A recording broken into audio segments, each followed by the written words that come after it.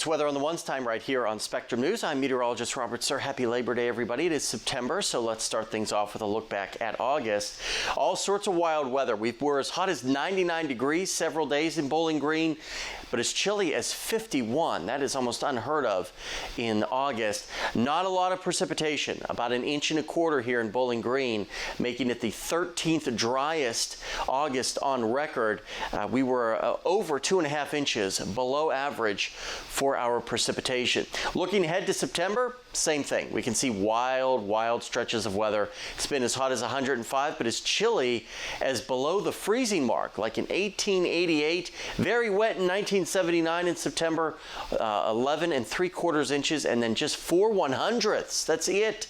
1956. It's extremely dry that year in September. Normally we get about 3.6 inches of rainfall. Now looking ahead towards September, according to the Climate Prediction Center, we are looking at equal chances or average temperatures across the month, which is certainly good news. Same thing with precipitation.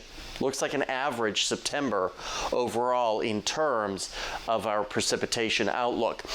We could see a little precip later today with the chances for a couple of pop-up showers or a rumble of thunder.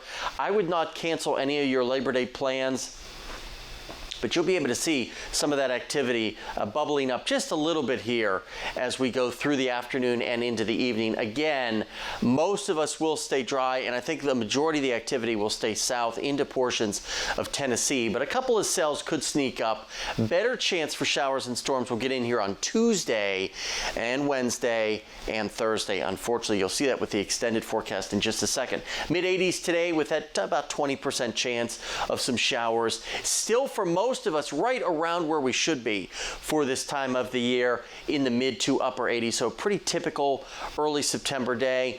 We will be below average tonight as we fall into the lower 60s for our lows. And then you look at the extended forecast, pretty active as we go through a good chunk of the week. But I think the best chance for widespread showers and storms will happen as the actual cold front crosses on Thursday, which could be a pretty wet day right now. And you see temperatures remaining below average behind that front Friday and into next weekend.